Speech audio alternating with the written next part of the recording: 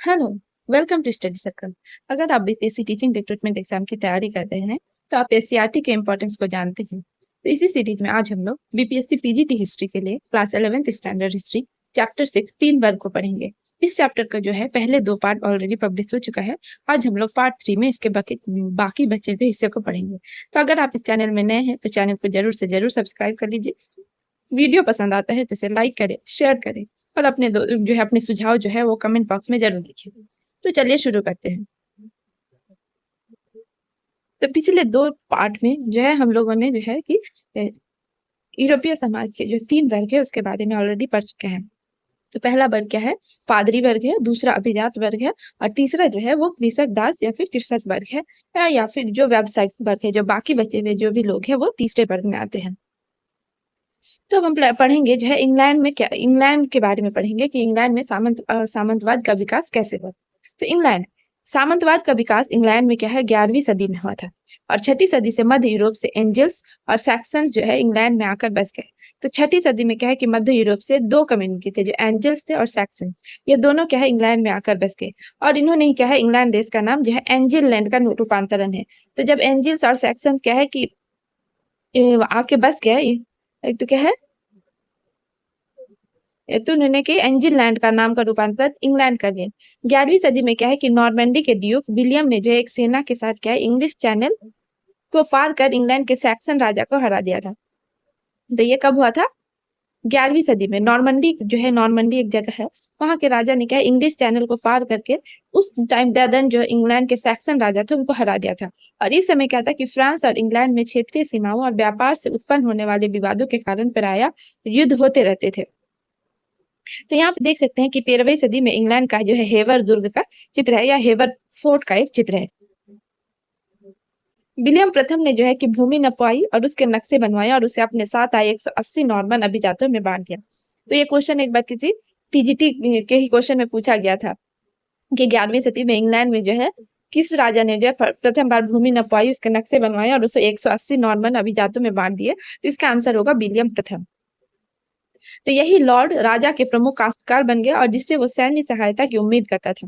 वे राजा को कुछ नाइट देने के लिए बाध्य थे और शीघ्र ही वे नाइटों को कुछ भूमि उपहार में देने लगे, जिससे क्या वे उसी प्रकार सेवा की आशा रखते थे जैसे वे राजा की करते थे। किंतु वे नाइटों का अपने निजी युद्धों के लिए उपयोग नहीं कर सकते थे, क्योंकि इस पर क्या इंग्लैंड में प्रतिबंध था। एंग्लो सैक्सन कृषक जो थे विभिन्न स्तरों के भूस्वामियों के काश्तकार बन गए। एंग्लो सैक्सन जो कृषक है वो विभिन्न स्तर पर क्या हो गए थे, जिनको कौन एंग्लो सैक्सन जो है जिनको 180 नॉर्मन अभिजातों को जिनको दिया था ना भूमि, तो वही क्या हो गया कि जो एंग्लो सैक्सन काश्तकार थे वो क्या है भूस्वामियों के काश्तकार बन गए। अब आगे क्या हुआ कि सामाजिक और आर्थिक संबंधों को प्रभावित करने वाले कारक क्या क्या थे। तो यद्यपि प्रथम दोनों वर्गों के सदस्यों ने क्या है सामाजिक व्यवस्था को स्थिर और अपरिवर्तनीय पाया, परंतु वहां जो है अनेक प्रक्रियाएं थी जो व्यवस्था को बदल रही थी। इनमें से कुछ थे जैसे पर्यावरण में परिवर्तन धीरे धीरे लगभग अदृश्य थे। अन्य परिवर्तन जैसे कृषि प्रौद्योगिकी में बदलाव और भूमि का उपयोग अधिक स्पष्ट थे। लॉर्ड और सामंत के सामाजिक और आर्थिक संबंध इन परिवर्तनों से बने थे और इन्हें प्रभावित भी कर रहे थे। हम इन प्रक्रियाओं की जो है बारी बारी से जांच करेंगे। तो पर्यावरण क्या था कि 5वीं से 10वीं सदी तक जो है यूरोप का अधिकांश भाग विस्तृत वनों से घिरा हुआ था। अतः कृषि के लिए जो उपलब्ध भूमि वो सीमित थी। इसके साथ ही अपनी परिस्थितियों से असंतुष्ट कृषक अत्याचार से बचने के लिए वहां से भागकर वनों में शरण ले सकते थे। और इस समय क्या था कि यूरोप में तीव्र ठंड का दौर चल रहा था और इससे सर्दियां प्रचंड और लंबी अवधि की हो गई। फसलों का उपज काल जो है वो छोटा हो गया, इसके कारण कृषि की जो है पैदावार कम हो गई। ये टाइम पीरियड कब का है? 5वीं से 10वीं सदी के यूरोप के बीच बात हो रही है। और 11वीं सदी में फिर क्या हुआ कि यूरोप में जो है गर्माहट का दौर शुरू हुआ और औसतन जो है तापमान बढ़ गया, जिससे कृषि पर जो है अच्छा प्रभाव पड़ा। और कृषकों को कृषि के लिए जो है अब लंबी अवधि मिलने लगी और मिट्टी पर क्या है कि पाले का असर कम होने के कारण आसानी से खेती की जा सकती थी। पर्यावरण इतिहासकार जो थे उनका कहना है कि यूरोप के अन्य भागों के वन क्षेत्र में जो उल्लेखनीय कमी हुई, फलस्वरूप क्या है कृषि भूमि का विस्तार हुआ।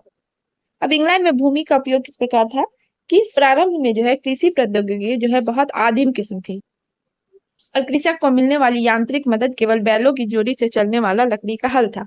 और ये हल जो था केवल पृथ्वी की सतह को खुरच के ही हो सकता था और ये भूमि की प्राकृतिक उत्पादकता को पूरी तरह से बाहर निकाल पाने में जो है असमर्थ था। और इसीलिए कृषि में जो है अत्यधिक परिश्रम करना पड़ता था। भूमि को प्रायः 4 वर्ष में जो है एक बार हाथ से खोदा जाता, उसमें अत्यधिक मानव श्रम की जो है आवश्यकता होती थी। साथ ही फसल चक्र के जो है एक प्रभावहीन तरीके का उपयोग हो रहा था। भूमि को 2 भागों में बाँट दिया जाता था। एक भाग में शरद ऋतु में जो है सर्दी का गेहूँ बोया जाता था, तो और दूसरी क्या होती कि भूमि को परती या खाली रखा जाता था। तो यहाँ पे समझेंगे इस चीज़ को। तो क्या हो रहा था कि इंग्लैंड में जब क्या है कि जब मौसम परिवर्तन हुआ 11वीं सदी के बाद, तो वहाँ पे बहुत सारे चेंजेज़ हुए। कैसे जंगलों को काटा गया और भूमि का विस्तार हुआ और कृषि प्रौद्योगिकी में भी बहुत चेंजेज आए। उससे क्या हुआ कि भूमि की प्राकृतिक उत्पादकता को क्या है पूरी तरीके से अभी भी वो लोग क्या है बाहर निकल पाने में असमर्थ थे। लेकिन क्या है कि जो कृषक लोग थे उन्होंने बहुत अधिक परिश्रम किया और फिर क्या हुआ कि उसने क्या किया भूमि को 4 वर्ष में एक बार हाथ से खोदा जाता था। तो भूमि को क्या कहते हैं 4 वर्ष में क्या है एक बार जो है वो हाथ से खोदा जाता था। लेकिन उसमें क्या होता था कि बहुत मानव श्रम की आवश्यकता होती थी। और उनका जो फसल चक्र भी था वो क्या था एक प्रभावहीन तरीके से पहले यूज होता था। कैसे कि भूमि को पहले 2 भाग में बाँट दिया। एक भाग में क्या है शरद ऋतु में अगर सर्दी का गेहूँ बोया जा रहा है, तो दूसरे भाग में फिर क्या होता था उसको खाली छोड़ दिया जाता था। फिर जब नेक्स्ट ईयर होता था तब प्रति भूमि जिसको खाली छोड़ दिया गया था, उस भूमि पर राई बोई जाती थी जबकि दूसरा आधा भाग खाली रखा जाता था। और इस कारण क्या होता है कि मिट्टी की उर्वरता का जो है धीरे-धीरे ह्रास होने लगा और प्रायः क्या है वहाँ पे अकाल पड़ने लगे। दीर्घकालिक कुपोषण और विनाशकारी अकाल जो है बारी-बारी से पड़ने लगे, जिससे गरीबों के जीवन जो है वो अत्यंत दुष्कर हो गया। और इन कठिनाइयों के बावजूद जो है लॉर्ड अपने आय को अधिकतम करने के लिए जो है उत्सुक रहते थे। हालांकि भूमि के उत्पादन को बढ़ाना संभव नहीं था, इसलिए कृषकों ने मेनरों की जागीर मेनोरियल एस्टेट की समस्त भूमि को कृषिगत बनाने के लिए बाध्य होना पड़ता था और इस कार्य को करने के लिए उन्हें नियम अनुसार निर्धारित समय से अधिक समय देना पड़ता था। कृषक जो है इस अत्याचार को चुपचाप नहीं सहते थे, चूंकि वे खुलकर विरोध नहीं कर सकते थे, इसलिए उन्होंने निष्क्रिय प्रतिरोध का सहारा लिया। वे अपने खेतों पर कृषि करने में अधिक समय लगाने लगे और उस मेहनत का अधिकतर उत्पाद अपने लिए रखने लगे। वे बेगार करने से बचने लगे, तो क्या हुआ कि चारागाहों व वन भूमि के कारण उनका उन लॉर्डों के साथ जो है विवाद होने लगा। और लॉर्ड क्या है इस भूमि को अपनी व्यक्तिगत संपत्ति समझते थे, जबकि कृषक क्या है इसको संपूर्ण समुदाय द्वारा उपयोग करने वाली साझा संपत्ति या संपदा से मानते थे। तो क्या हुआ यहाँ पे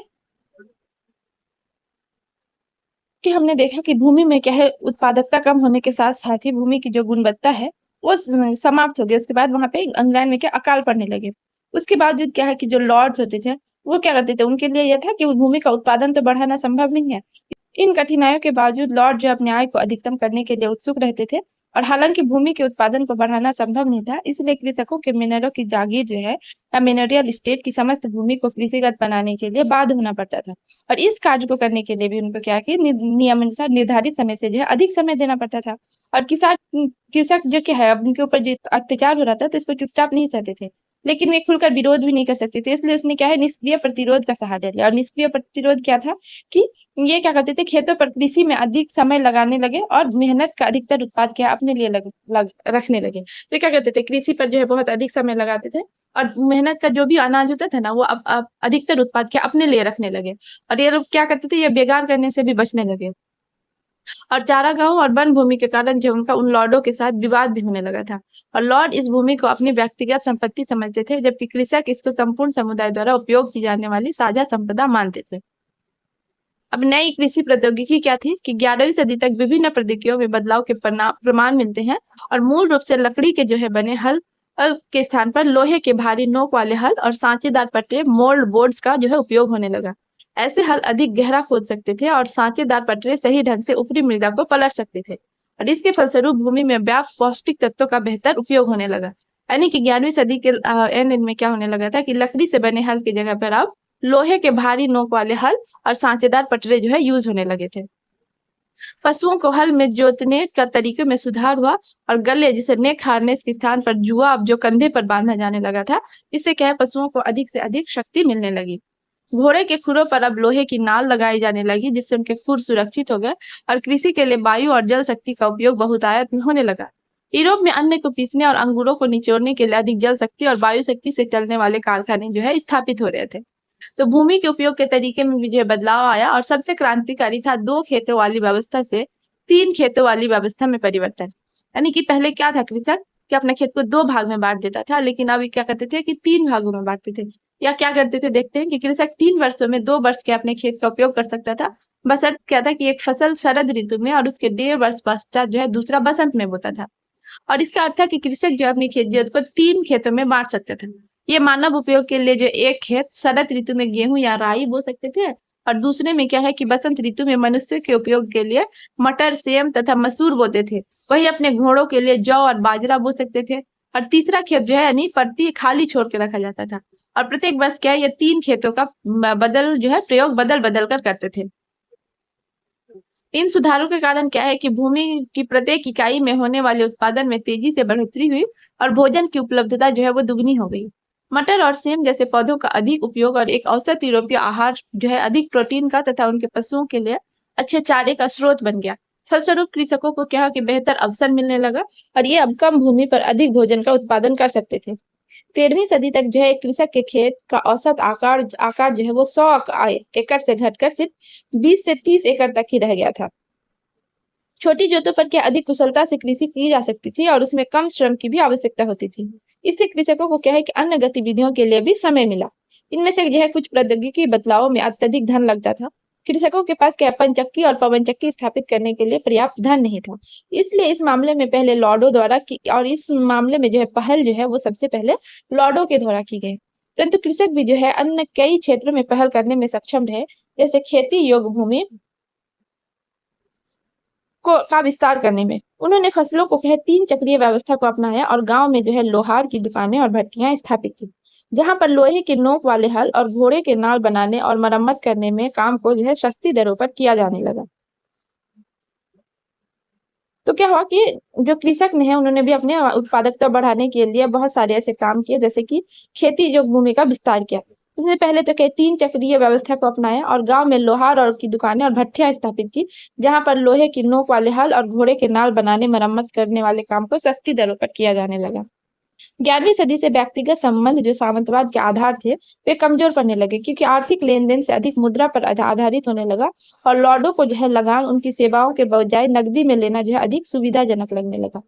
कृषकों ने जो अपनी फसल व्यापारियों को मुद्रा में उन्हें वस्तुओं के बदलने के स्थान पर बेचना शुरू कर दिया, जो पुनः उन वस्तुओं को शहर में बेच देते थे।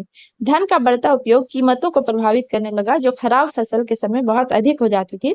और उदाहरण के लिए इंग्लैंड में 1270 से 1320 के बीच जो है कृषि के मूल्य जो है वो दुगने हो गए थे। अब चौथा वर्ग कौन थे? नए नगर और नगरवासी। तो अब तो हम लोग 3 वर्ग के बारे में पढ़ेंगे। अब हम लोग एक और वर्ग जिनका उदय हुआ था, कौन थे? चौथा वर्ग। और ये कौन थे? जो नए नगर और नगरवासी। तो कृषि में विस्तार के साथ ही उनसे संबंध 3 क्षेत्रों, जिसमें जनसंख्या, व्यापार और नगरों का विस्तार हुआ। और यूरोप की जनसंख्या जो थी, जो 1000 में लगभग 420 लाख थी और बढ़कर 1200 में लगभग 620 लाख और 1300 में क्या है 730 लाख हो गई। तो यूरोप में जनसंख्या 1000 ईस्वी में कितनी थी? 420 लाख थी। वही 1200 ईस्वी में लगभग 620 लाख और 1300 में वही बढ़कर 730 लाख, यानी कि लगभग लगभग दुगनी हो गई थी। बेहतर आहार का अर्थ जो लंबी जीवन अवधि था और 13वीं सदी तक एक औसत यूरोपीय 8वीं सदी की तुलना में 10 वर्ष जो है अधिक जी सकता था। पुरुषों की तुलना में स्त्रियों और बालिकाओं का जो जीवन अवधि छोटी होती थी, क्योंकि पुरुष जो है वो बेहतर भोजन करते थे। रोमन साम्राज्य के पतन के पश्चात उसके नगर उजाड़ और तबाह हो गए थे, परंतु 11वीं सदी से जब कृषि का विस्तार हुआ और वो अधिक जनसंख्या का भार सहने में सक्षम हुई, तो नगर जो है फिर से बढ़ने लगे। तो रोमन साम्राज्य के पतन के बाद क्या है, जो नगर थे उजाड़ और तबाह हो गए थे, परंतु 11वीं सदी के बाद जब कृषि में विस्तार हुआ और जनसंख्या का जो है वो भार सहने में सक्षम हुआ, तो धीरे धीरे क्या है नगर फिर से बढ़ने लगे। और जिन कृषकों के पास जो अपनी आवश्यकता से अधिक खाद्यान्न होता था, उन्हें एक ऐसे स्थान की आवश्यकता महसूस हुई जहां वे अपना बिक्री केंद्र स्थापित कर सके और जहां से क्या है अपने उपकरण और कपड़े खरीद सके। और इन जरूरतों ने जो है मियादी हाट मेलों को बढ़ावा दिया और छोटे विपणन केंद्रों का जो है विकास किया, जिनमें धीरे धीरे नगरों के लक्षण विकसित होने लगे। एक नगर चौक, चर्च, सड़कें जहां पर व्यापारी घर और दुकानों का निर्माण कर सके, एक कार्यालय जहां से नगर प्रशासन करने वाले व्यक्ति मिल सके, और दूसरा क्या है कि दूसरे स्थानों पर नगरों का विकास बड़े दुर्गों और बिशपों की जागीरों, बड़े चर्चों की जो चर्चा जो है चारों तरफ होने लगी। नगर में लोग सेवा के स्थान पर उन लॉर्डों की भूमि पर नगर बसे थे जो कर देने लगे, और नगरों ने जो है कृषक परिवारों के जवान लोगों को जो है वैतनिक काज और लॉर्ड के नियंत्रण से मुक्ति की अधिक संभावनाएं प्रदान की। तो वो उस टाइम पे क्या है कि नगर की हवा जो है वो स्वतंत्र बनाते थे, और ये जो है प्रसिद्ध कहावत थी। और स्वतंत्र होने की इच्छा रखने वाले अपने कृषि दास जो है भाग कर नगरों में छिप जाते थे। अपने लॉर्ड की नजरों से अगर वो 1 वर्ष व 1 दिन तक छिपा रहने में सफल हुआ, तो कृषिदास जो है एक स्वाधीन नागरिक बन जाता था। और नगरों में रहने वाले अधिकतर व्यक्ति या स्वतंत्र कृषक या भगोड़े कृषिदास थे, जो कार्य की दृष्टि से अकुशल श्रमिक होते थे। दुकानदार और व्यापारी जो है वो बहुतायत में थे। बाद में क्या है, विशिष्ट कौशल वाले व्यक्तियों जैसे साहूकार और वकीलों की जो है वो आवश्यकता हुई। और बड़े नगरों की जो है जनसंख्या लगभग 30,000 होती थी। तो बाद में क्या है, जब नगर का विकास हुआ तो व्यापारी, साहूकार और वकीलों की भी आवश्यकता हुई। और बड़े नगरों की जनसंख्या उस टाइम पे लगभग कितनी होती थी, 30,000 के आसपास होती थी। और ये कहा जा सकता है कि यही जो नगर के लोग थे वो समाज में ने एक चौथा वर्ग बना लिया था। आर्थिक संस्था का आधार जो था वो श्रेणी थी, क्योंकि प्रत्येक शिल्पी या उद्योग जो है एक श्रेणी के रूप में संगठित था।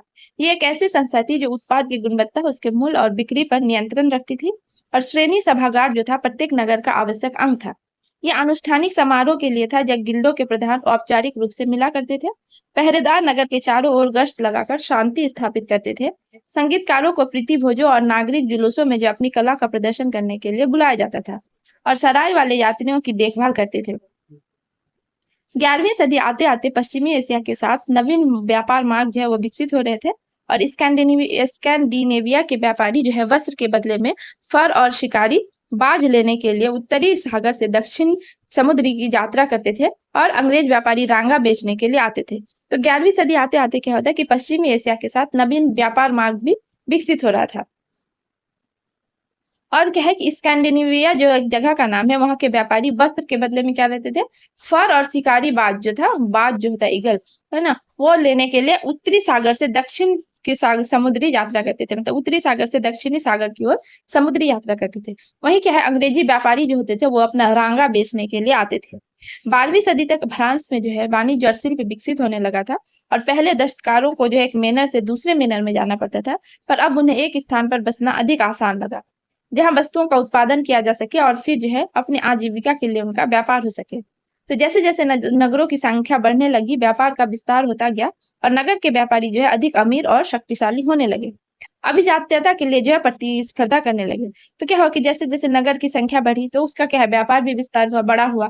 और नगर के जो व्यापारी क्या है अमीर होते गए। और जब कोई आदमी अमीर होता है तो वो ऑटोमेटिकली क्या होता है कि शक्तिशाली होता है। और जब शक्तिशाली हो गया तो उसमें क्या है कि अभिजात्यता के लिए प्रतिस्पर्धा करने लगे। तो पहले से जो अभिजात वर्ग में थे और जो अभी जो अमीर बने थे, उसमें क्या है कि अपने अभिजात्यता के लिए प्रतिस्पर्धा, कंपटीशन होने लगा। तो यहाँ पे एक चित्र है, उसमें अब ये क्या है कि रेम्स फ्रांसीसी कैथेड्रल नगर है ना। और इसका नक्शा जो है वो 17वीं सदी का जो है 17वीं सदी में बनाया गया था। तो ये फ्रांस के जो है कैथेड्रल शहर का एक नक्शा है और इसका नाम है रेम्स। अब कैथेड्रल नगर के बारे में पढ़ेंगे कि चर्चों को जो है दान देना अमीर व्यापारियों द्वारा अपने धन को खर्च करने का जो है एक तरीका था। तो जब व्यापारी बहुत अमीर हो गए तो उनको चर्चों को दान देना अपने धन को खर्च करने का उनका एक तरीका था। और 12वीं सदी से क्या है, फ्रांस में कैथेड्रल कहलाने वाले बड़े चर्चों का निर्माण हुआ। और यद्यपि ये क्या है कि मठों के संपत्ति थे, पर लोगों के विभिन्न समूह ने जो है अपने श्रम, वस्तु और धन से उनके निर्माण में सहयोग दिया। कैथेड्रल जो है वो पत्थर के बने होते हैं और उनको पूरा करने में अनेक वर्ष लगते थे। और जब उन्हें बनाया जा रहा था तो कैथेड्रल के आसपास का क्षेत्र और अधिक बस गया। और जब उनका निर्माण पूर्ण हुआ तो ये स्थान क्या है कि धीरे धीरे तीर्थ स्थल बन गए। और इसी प्रकार उनके चारों तरफ जो है छोटे नगर विकसित हुए। कैथेड्रल जो है इस प्रकार बनाए गए थे कि पादरी की आवाज जो है लोगों के जमा होने वाले सभागार में जो है साफ साफ सुनाई पड़े। और भिक्षुओं का गायन भी जो है अधिक मधुर सुनाई पड़े। और साथ ही लोगों को प्रार्थना के लिए बुलाने वाली घंटियां दूर तक सुनाई पड़ सके। खिड़कियों के लिए अभिरंजित कांच का प्रयोग होता था कि दिन के वक्त सूरज की रोशनी उन्हें कैथेड्रल के अंदर के व्यक्तियों के लिए चमकदार बना देती थी। और सूर्यास्त के पश्चात मोमबत्तियों की रोशनी उन्हें बाहर के व्यक्तियों के लिए जो है दृश्यमान बनाती थी। अभिरंजित कांच की खिड़कियों पर बने चित्र बाइबिल की कथाओं का वर्णन करते थे, जिन्हें अनपढ़ व्यक्ति भी क्या है वो पढ़ सकते थे। तो कैथेड्रल जो है उसको क्या होता था कि उसको बहुत सुंदर तरीके से बनाया जाने लगा। तो इसमें क्या था कि इस तरह से बनाए जाते थे कि पादरी की आवाज जो है सभी लोग सुन सके। और सभागार में जो भिक्षु गाना गाते थे तो उसका गायन भी क्या है और बहुत अधिक सुरीले या मधुर सुनाई पड़े। उसमें क्या होता है कि प्रार्थना के लिए बुलाने के लिए बड़ी सी घंटी लगाई जाती थी ताकि वो दूर तक सुनाई पड़े। और जो खिड़की होते थे, है ना, अब उसमें वो क्या है अभिरंजित कांच से बनाया जाता, मतलब जो है रंगीन कांच से बनाया जाता था। और जो कांच था उसके पर जो बाइबल की जो है कथा है उसको चित्र के माध्यम से बनाया जा गया था। तो इससे क्या होता है कि अनपढ़ व्यक्ति भी जो है इसको पढ़ सकते हैं। तो यहाँ पे एक चित्र है जो एक बहुत सुंदर सा बिल्डिंग है और यह है सॉल्सबेरी कैथेड्रल और ये कहाँ है, इंग्लैंड में है। तो 14वीं सदी का संकट क्या है कि 14वीं सदी में जो है किस तरह के संकट शुरू हुए थे। तो 14वीं सदी के शुरुआत तक क्या है कि यूरोप का आर्थिक विस्तार जो है वो धीमा पड़ गया। और ऐसा 3 कारकों की वजह से हुआ, मतलब यूरोप का आर्थिक विस्तार धीमा पड़ने का कितने जो कारक थे या रीजन थे वो थे 3।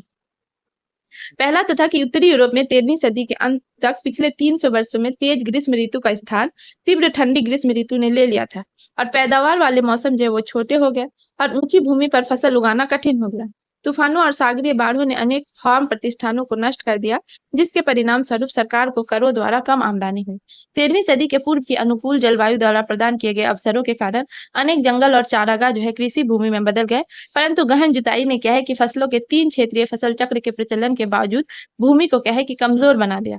उचित भू संरक्षण के अभाव में ऐसा हुआ था और चारागाहों की कमी के कारण पशुओं की संख्या में कमी आ गई। जनसंख्या वृद्धि इतनी तेजी से हुई कि उपलब्ध संसाधन कम पड़ गए और जिसका तात्कालिक परिणाम था अकाल।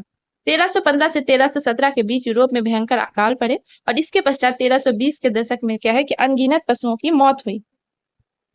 तो क्या हुआ कि चारागाहों की कमी जो है अचानक से कम हो गई थी। उससे क्या हुआ कि पशुओं की संख्या में भी कमी आ गई और जनसंख्या का वृद्धि इतना तेजी से हुआ कि उपलब्ध संसाधन क्या है कि कम पड़ गए और उसका परिणाम क्या हुआ कि अकाल हो गया। तो यानी कि 1315 से 1317 के बीच क्या हुआ कि यूरोप में भयंकर अकाल पड़ा और 1320 के दशक में तो बहुत सारे पशुओं की जो है मृत्यु हो गई थी। तो इसके साथ साथ क्या होता है कि ऑस्ट्रिया और सर्बिया जो है चांदी की खानों में जो है उत्पादन की कमी के कारण धातु मुद्रा में भी भारी कमी है, जिससे व्यापार जो है प्रभावित हुआ।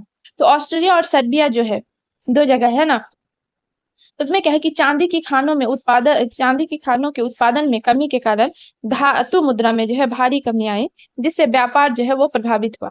और इस कारण सरकार को है मुद्रा में चांदी की शुद्धता को घटाना पड़ा और उसमें क्या है सस्ती धातुओं का मिश्रण करना पड़ा।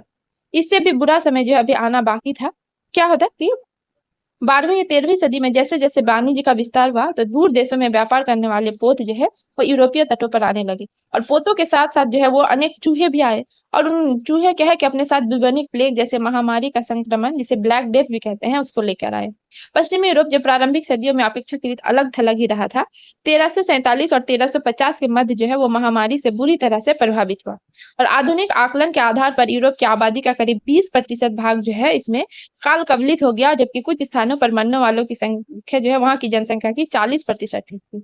यानी कि 1347 से 1350 के बीच जो है जो यूरोप था वो क्या था कि महामारी से वो बुरी तरीके से क्या हुआ कि प्रभावित हुआ।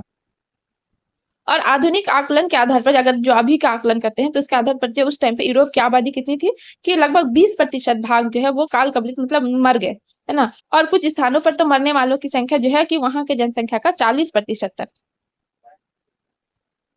व्यापार केंद्र होने के कारण क्या है कि नगर जो है इस बुबनिक प्लेग से सबसे अधिक प्रभावित हुए। और बंद समुदाय में, मतलब बंद समुदाय का अर्थ है कि वैसे समुदाय क्या होते हैं कि जो ज्यादा लोगों के संपर्क में नहीं थे। तो उसमें क्या है जैसे मठों और आश्रमों में जब एक व्यक्ति प्लेग के चपेट में आ जाता था तो सबको इससे बीमार होने में देर नहीं लगती थी और लगभग क्या है प्रत्येक मामले में कोई भी नहीं बचता था। तो बंद समुदाय जैसे कि अगर कोई इसमें क्या है मठ में जो लोग रहते थे तो ये लोग क्या रहते कि मठ में जो या फिर आश्रम में जो व्यक्ति रहते तो किसी एक व्यक्ति को अगर हो गया तो उस केस में यह था कि पूरा का पूरा मठ ही जो है या फिर आश्रम खाली हो जाता था, है ना। और इस प्लेग में शिशुओं, युवाओं और बुजुर्गों को सबसे अधिक प्रभावित करता था। और इस प्लेग के कारण 1360 और 1370 में प्लेग की अपेक्षाकृत छोटी घटनाएं हुई। यूरोप की जनसंख्या 1300 में 730 हो गई थी, वही घटकर अब क्या हो गई थी 1400 में सिर्फ 450 लाख ही हो गई थी।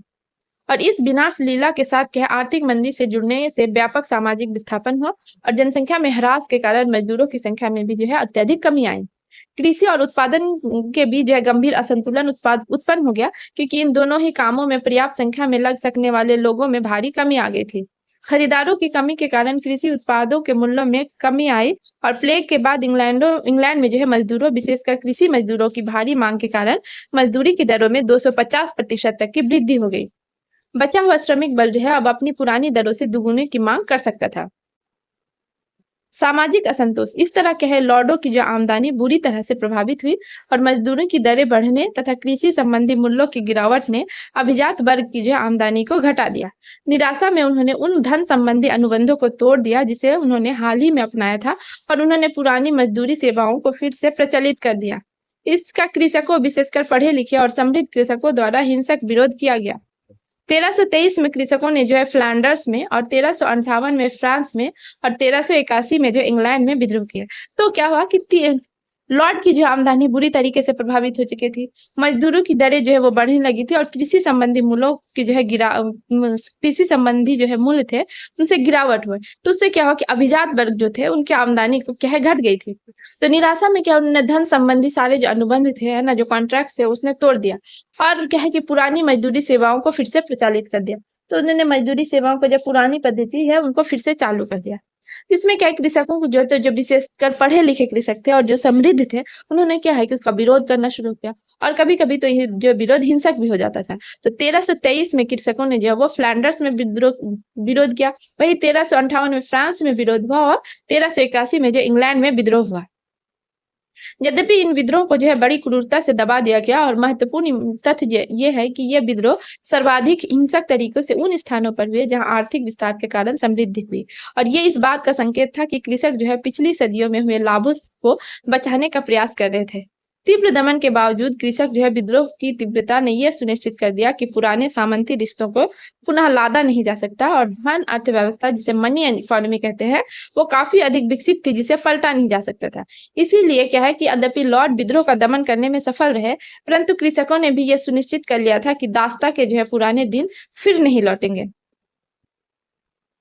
तो यहाँ पे क्या है कि 11वीं से 14वीं शताब्दी के बीच जो है एक छोटा सा कालक्रम को दिखाया गया है कि 1066 में क्या है नॉर्मन लोगों की जो एंग्लो सैक्सनी लोगों को हराकर इंग्लैंड में विजय होती है और 1100 के पश्चात फ्रांस में जो है कैथीड्रलों का निर्माण शुरू होता है। 1315 से 17 के बीच यूरोप में महान अकाल पड़ता है। 1347 से 50 के बीच जो है बुबोनिक प्लेग से ब्लैक डेथ शुरू होता है।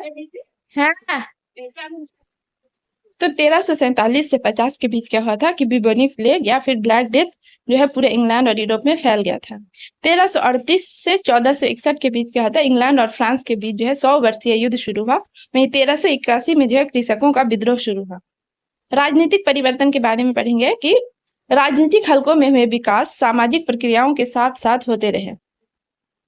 15वीं और 16वीं सदी में जो है यूरोपीय शासकों ने अपनी सैनिक एवं वित्तीय शक्ति को बढ़ाया और यूरोप के लिए उनके द्वारा बनाए गए नए शक्तिशाली राज्य उस समय होने वाले आर्थिक बदलावों के समान ही जो है महत्वपूर्ण थे और इसी कारण इतिहासकार क्या इन राजाओं को नए शासक या फिर द न्यू मोनार्क्स कहने लगे। तो क्या हुआ कि 15वीं और 16वीं सदी में क्या है यूरोपीय शासकों ने जो है कि अपनी सैनिक और वित्तीय शक्ति को बढ़ा दिया था और यूरोप के लिए क्या उन्होंने बनाए गए शक्तिशाली राज्य उस समय होने वाले आर्थिक बदलावों के समान महत्वपूर्ण था। यानी कि जिस तरह वहां पे आर्थिक जो नीति थी या फिर आर्थिक स्थिति थी उसमें बदलाव हो रहा था उसी तरह क्या है कि वहां पे जो राज्य जो शक्तिशाली बन रहे थे तो ये भी बहुत इंपॉर्टेंट था और इसी कारण जो उस टाइम के इतिहासकार थे राजाओं या को है नए शासक या द न्यू मोनार्क कहने लगे। फ्रांस में लुई 11वें, ऑस्ट्रिया में मैक्समिलियन, इंग्लैंड में हेनरी सप्तम और स्पेन में इजाबेला और फर्डिनेंड निरंकुश शासक थे जिन्होंने इस संगठित सेनाओं का जो है स्थायी सेनाओं की प्रक्रिया एक स्थायी नौकरशाही और एक राष्ट्रीय कर प्रणाली जो है स्थापित करने की प्रक्रिया को शुरू किया। तो क्या क्या है कि फ्रांस में कौन थे लुई 11वें था और ऑस्ट्रिया में मैक्समिलियन, इंग्लैंड में हेनरी सप्तम या हेनरी 7, स्पेन में इजाबेला और फर्डिनेंड ये सब क्या थे निरंकुश शासक थे और इन्होंने क्या किया एक संगठित स्थायी सेनाओं की प्रक्रिया एक स्थायी नौकरशाही और राष्ट्रीय कर प्रणाली को स्थापित करने की प्रक्रिया को शुरू किया। स्पेन और पुर्तगाल ने यूरोप के समुद्र पार विस्तार की गई संभावनाओं की शुरुआत की और 12वीं से 13वीं सदी में होने वाला जो है सामाजिक परिवर्तन इन राजतंत्रों की सफलता का जो है सर्वाधिक महत्वपूर्ण कारण था। तो जागीरदारी जो था या वैसलेज और सामंतशाही लॉर्डशिप वाली सामंत प्रथा के विलयन और आर्थिक विकास की जो है धीमी गति ने इन शासकों को प्रभावशाली और सामान्य जनों पर अपने नियंत्रण को तो क्या है कि जागीरदारी, वैसलेज और सामंतशाही लॉर्डशिप वाली सामंत प्रथा के विलायन और आर्थिक विकास की धीमी गति ने इन शासकों को प्रभावशाली और सामान्य जनों पर अपने नियंत्रण को बढ़ाने का जो है पहला मौका दिया। शासकों ने जो है सामंतों से अपनी सेना के लिए कर लेना जो है बंद कर दिया और उनके स्थानों पर क्या किया कि सामंत क्या करने लगे कि अपनी सेना के लिए जो है वो कर लेना बंद कर दिया और उसके स्थान पर क्या बंदूकों और बड़ी तोपों से सुसज्जित जो है प्रशिक्षित सेना बनाई, जो पूर्ण रूप से क्या है कि अब उनके अधीन थी। अभिजात वर्ग का विरोध राजाओं के गोली के शक्ति प्रदर्शन के समक्ष जो है वो टुकड़े टुकड़े हो गया। यानी कि अब अभिजात वर्ग अगर विरोध करते थे राजाओं का, तो राजाओं के गोली के शक्ति प्रदर्शन के समक्ष जो है ये टुकड़े टुकड़े हो गए। तो यहाँ पे एक और है कि नए शासक जो कौन कौन आए, तो 1461 से 1559 के बीच, यानी कि 1461 से 1559 के बीच फ्रांस में जो है नए शासक आए। वही 474 से 1556 के बीच स्पेन में नए शासक आए और 485 से 1547 के बीच इंग्लैंड में कौन है, तो नए शासक आए। तो करों के को बढ़ाने से जो शासकों को है पर्याप्त राजस्व प्राप्त हुआ, जिससे क्या है कि ये पहले से बड़ी सेनाएं रख सके और इस तरह उन्होंने अपनी सीमाओं की रक्षा और विस्तार किया तथा राज्य सत्ता के प्रति होने वाले आंतरिक प्रतिरोधों को दबाया। किंतु इसका यह मतलब नहीं था कि केंद्रीयकरण का अभिजात वर्गों ने विरोध नहीं किया। राज्य सत्ता के विरुद्ध हुए विरोधों का एक समान मुद्दा कराधान था।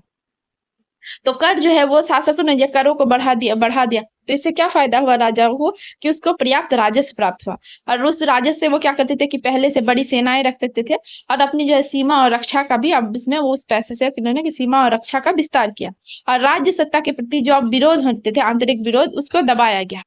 लेकिन इसका मतलब ये नहीं था कि जब केंद्रीयकरण हो गया, मतलब सारी शक्ति राजा के हाथ में आ गई, तो अभिजात वर्ग जो थे उन्होंने विरोध नहीं किया। उन्होंने विरोध किया तो राज्य सत्ता के विरुद्ध जो विरोधों का एक समान मुद्दा जो था वो कराधान ही था, मतलब टैक्सेशन ही जो था उसका विरोध का एक समान मुद्दा था, मतलब सबके लिए एक वन। तो इंग्लैंड में कब कब विद्रोह हुआ? पहला तो 1497 में, 1536, 1547, 1549 और 1553, मतलब 5 बार जो है वो बहुत बड़े बड़े जो है कि बड़े स्तर पर जो है वहां पे विद्रोह हुआ, लेकिन उन सब का क्या है दमन कर दिया गया। और फ्रांस में लुई क्या है 11th ने 1461 टू 83 में क्या है कि ड्यूक लोगों और राजकुमारों के विरुद्ध जो है एक लंबा संघर्ष करना पड़ा।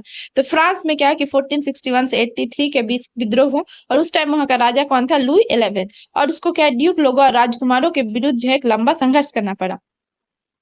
जो अवर कोठी या फिर जो है कि हायर क्लास थे, उसके अभिजातों और अधिकतर स्थानीय सभा के सदस्यों ने जो है अपनी शक्ति को जबरदस्ती हर पे जाने का विरोध किया और 16वीं सदी में फ्रांस में होने वाले धर्म युद्ध क्रूसेड जो था कुछ हद तक क्या था कि शाही सुविधाओं और क्षेत्रीय स्वतंत्रता के बीच जो है वो संघर्ष भी था। अभिजात वर्ग ने अपने अस्तित्व को बचाए रखने के लिए जो है एक चतुरतापूर्ण परिवर्तन किया और नई शासन व्यवस्था के विरोधी रहने के स्थान पर उन्होंने जल्दी अपने राजभक्तों में बदल लिया, अपने को क्या है राजभक्तों में बदल लिया। तो अभिजात वर्ग था अपने एग्जिस्टेंस को बचाए रखने के लिए अपने में क्या है बहुत ही एक क्लेवरपूर्ण मूव किया। क्या है कि चतुरतापूर्ण क्या है कि मूव परिवर्तन किया। उसने क्या कि पहले तो ये क्या थे कि शासन व्यवस्था के विरोधी थे, पर उसको लगा कि विरोधी जो है क्या रहने से ज्यादा फायदा नहीं है, तो उसने क्या कि शासन व्यवस्था के विरोधी रहने के स्थान पर क्या उन्होंने जल्दी अपने आप को राजभक्त में बदल लिया। और इसके कारण क्या है कि शाही निरंकुशता को सामंतवाद का परिष्कृत रूप माना जाता है ना। तो ये अभिजात वर्ग ही क्या है कि सामंतवाद का एक पार्ट है, तो इसीलिए क्या कहा जाता है कि शाही निरंकुशता जो है उसको सामंतवाद का ही एक परिष्कृत रूप माना जाता है। तो वास्तव में लॉर्ड जैसे व्यक्ति जो सामंती प्रथा में शासक थे, राजनीतिक परिदृश्य पर अभी भी छाए रहे। तो उन्होंने क्या किया कि उन्होंने जो अभिजात वर्ग थे, तो पहले जैसे सामंती व्यवस्था में क्या था कि एक जो लॉर्ड होते थे, फिर उसके क्या होते थे वैसल्स होते थे, और फिर और क्या हुआ कि जो किंग होते थे उनके लॉर्ड्स होते थे। तो अभिजात वर्ग ने जो था ना जो राजा था है ना, वो तो राजा थे शाही, उन्होंने राजा या किंग का रोल किया, और जो अभिजात वर्ग थे उन्होंने अपने लॉर्ड्स की जो है भूमिका अदा करना शुरू कर दिया। इसीलिए शाही निरंकुशता को सामंतवाद का परिष्कृत रूप माना जाता है। और वास्तव में क्या लॉर्ड जैसे व्यक्ति जो सामंती प्रथा में शासक थे, तो ये क्या अभी भी राजनीतिक परिदृश्य पर अभी भी छाए रहे। उन्होंने क्या है कि प्रशासनिक सेवाओं में स्थायी स्थान दिया गया किनको? अभिजात वर्गों को, परंतु नई शासन व्यवस्था में कई महत्वपूर्ण तरीकों में ये अलग थी। शासक जो है अब उस पिरामिड के शिखर पर नहीं था जहां राजभक्ति, विश्वास और आपसी निर्भरता पर टिकी थी, तो क्या वह अब व्यापक दरबारी समाज, आश्रयदाता, अनुयायी तंत्र का केंद्र बिंदु था। सभी राजतंत्र चाहे वो कितने भी कमजोर या शक्तिशाली हो, उन व्यक्तियों का सहयोग चाहते हैं जिनके पास क्या है सत्ता हो, और धन इस प्रकार के सहयोग को सुनिश्चित करने का जो है साधन बन गया। समर्थन धन के माध्यम से दिया या प्राप्त किया जा सकता था, इसीलिए धन जो है गैर अभिजात वर्गों जैसे व्यापारियों और साहूकारों के लिए दरबार में प्रवेश करने का एक महत्वपूर्ण माध्यम बन गया। ये राजाओं को धन उधार देते थे, जो इसका उपयोग सैनिकों के वेतन देने के लिए करते थे।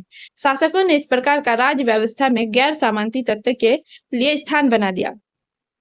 फ्रांस और इंग्लैंड के बाद का इतिहास इन शक्ति संरचनाओं में हो रहे परिवर्तनों से बनना था और 1614 में कहते हैं जो बालक लुई 13 के शासनकाल में फ्रांस की परामर्शदात्री सभा, जिसे स्टेट जनरल कहते थे, और उसके क्या थे कि 3 सदन थे और जो 3 वर्गों, जो पादरी वर्ग, अभिजात वर्ग और अन्य का प्रतिनिधित्व करते थे, का एक अधिवेशन हुआ। और इसके पश्चात 2 सदियों, जो 1789 तक इसे फिर से नहीं बुलाया गया, क्योंकि राजा जो है 3 वर्गों के साथ अपनी शक्ति नहीं बांटना चाहते थे। तो यहाँ पर है कि फ्रांस और इंग्लैंड के बाद का इतिहास, यानी कि बाद के इतिहास में क्या हुआ था कि शक्ति संरचनाओं में परिवर्तन हो रहे थे। और उसमें क्या हुआ कि 1614 में जो लुई 11 के बाद लुई 13 के शासनकाल में फ्रांस की क्या थी कि एक परामर्शदात्री सभा थी। और इसमें क्या थे कि जो स्टेट्स जनरल कहलाते थे, और स्टेट जनरल क्या थे कि उनके 3 सदन थे, जो 3 वर्ग थे उनमें बटा हुआ था। तो पहला क्या था, पादरी वर्ग, अभिजात वर्ग और अन्य का प्रतिनिधित्व करते थे, उसका एक अधिवेशन हुआ था 1614 में। और उसके पश्चात जो है 2 सदियों तक है कभी फिर इस सदन को या सभा को बुलाया ही नहीं गया। क्यों? क्योंकि जो है राजा 3 वर्गों के साथ अपनी शक्ति को बांटना नहीं चाहते थे। लेकिन उसको फिर नेक्स्ट बार कब 1789 में बुलाया गया था, जब वहां पे फ्रांस में फ्रांसीसी विद्रोह या फिर फ्रांसीसी फ्रेंच रिवॉल्यूशन चल रहा था। तो इंग्लैंड में जो हुआ वो बहुत ही अलग था। नॉर्मन विजय से भी पहले क्या होता है कि सैक्सन लोगों की एक महान परिषद होती थी और कोई भी कर लगाने से पहले राजा को इस परिषद की सलाह लेनी पड़ती थी। और ये आगे चलकर पार्लियामेंट के रूप में विकसित हुई, जिसमें क्या था कि हाउस ऑफ लॉर्ड्स, जिसके लॉर्ड्स क्या था, जिसके सदस्य जो थे लॉर्ड और पादरी होते थे, और हाउस ऑफ कॉमन्स जो थे वो नगरों और ग्रामीण क्षेत्रों का प्रतिनिधित्व करते थे, वो शामिल थे। तो इंग्लैंड में लेकिन फ्रांस से अलग सिस्टम था। वहां पे क्या था कि नॉर्मन विजय से पहले भी क्या होती थी कि एंग्लो सेक्सन जो लोग थे उनकी क्या है एक महान परिषद होती थी। और कोई भी कर लगाने से पहले क्या था, कोई भी टैक्स जो लगाया जाता था जनता पे, राजा को इस परिषद की सलाह लेनी पड़ती थी। और यही परिषद जो है आगे चलकर पार्लियामेंट के रूप में विकसित हुआ।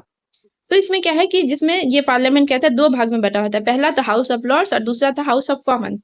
हाउस ऑफ लॉर्ड्स में क्या था कि जिनके सदस्य कौन होते थे, जो लॉर्ड्स होते थे वो, यानी कि अरिस्टोक्रेट क्लास और पादरी वर्ग, ये शामिल थे। और हाउस ऑफ कॉमन्स में क्या थे, जो नगरों और ग्रामीण क्षेत्रों का प्रतिनिधित्व करते थे, यानी कि जो कॉमन लोग होते थे वो शामिल थे। राजा चार्ल्स प्रथम ने क्या कहते कि 1629 से 40 के बीच जो है पार्लियामेंट को बिना बुलाए 11 वर्षों तक शासन किया। और एक बार जब धन की आवश्यकता पड़ने पर वो उसे बुलाने को बाद हुआ, तो पार्लियामेंट का जो एक बड़ा भाग उसके विरोध में हो गया और बाद में उसे क्या है प्राणदंड देकर गणतंत्र की स्थापना की गई। परंतु ये व्यवस्था भी जो है अधिक दिनों तक नहीं चल पाई और राजतंत्र की पुनः स्थापना हुई, परंतु इस शर्त पर स्थापना हुई कि अब जो है पार्लियामेंट नियमित रूप से बुलाई जाएगी। यानी कि ये कब हुआ था, 1640 में जो इंग्लैंड में जो पार्लियामेंट को नियमित रूप से बुलाए जाने की जो है व्यवस्था की गई थी। और वर्तमान में क्या है कि फ्रांस में गणतंत्रीय सरकार है और इंग्लैंड में राजतंत्र है। तो वर्तमान में क्या हुआ कि वहां पे बहुत ज्यादा अधिक क्रूरता थी फ्रांस में, इसीलिए वहां कहे तख्ता पलट कर दिया गया और वहां पे अभी गणतंत्रीय सरकार है। लेकिन जो इंग्लैंड में जो है अभी भी राजतंत्र है, क्योंकि वो क्या है थोड़ा लिबरल राजतंत्र है, मतलब उन्होंने जनता की बात को सुना और पार्लियामेंट को क्या है बुलाने या फिर उसको अधिकार दिया। और इसी यही कारण है कि 17वीं सदी के बाद दोनों के राष्ट्र का इतिहास जो है अपने अलग अलग दिशा में चले गए। तो ये जो चैप्टर है वो यहीं पे एंड हो रहा है। अगर आपको ये वीडियो पसंद आया है तो इसे लाइक करें, शेयर करें और जो है अपना सुझाव कमेंट बॉक्स में जरूर लिखें। हमारे साथ बने रहिए। हमें सपोर्ट करने के लिए चैनल को जरूर से जरूर सब्सक्राइब कीजिए। वीडियो देखने के लिए बहुत बहुत धन्यवाद।